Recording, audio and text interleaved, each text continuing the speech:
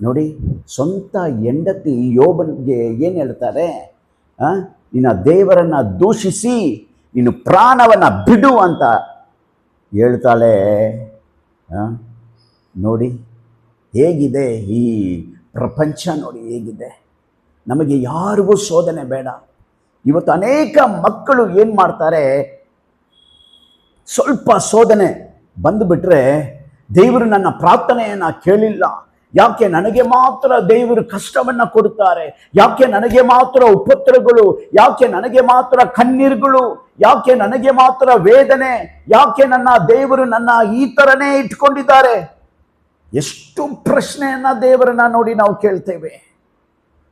ಆದರೆ for example ನೋಡಿ, ಎಲ್ಲರಿಗೂ ಪರೀಕ್ಷೆ ಅಂತ ಇದೆ,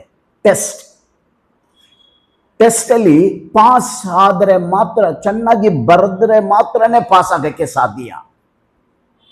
ಇವತ್ತು ನಿಮ್ಮ ಜೀವಿತದಲ್ಲಿ ದೇವರು ಏನು ಮಾಡ್ತಾರೆ, ಪರೀಕ್ಷೆಯನ್ನು ಇಡುತ್ತಾರೆ. ಆ ಪರೀಕ್ಷೆಯಲ್ಲಿ ಪಾಸ್ ಆಗೋಕ್ಕೆ ಪ್ರಯತ್ನ ಪಡಬೇಕು. ಆ ಕಷ್ಟಗಳನ್ನು ಏನು ಮಾಡಬೇಕು, ಆ ಕಷ್ಟವನ್ನು ಸಹಿಸಬೇಕು. ಅವನೇ ಧನ್ಯನು, ಅವನಿಗೆ ಜಯಮಾಲೆ ಸಿಕ್ಕುತ್ತೆ.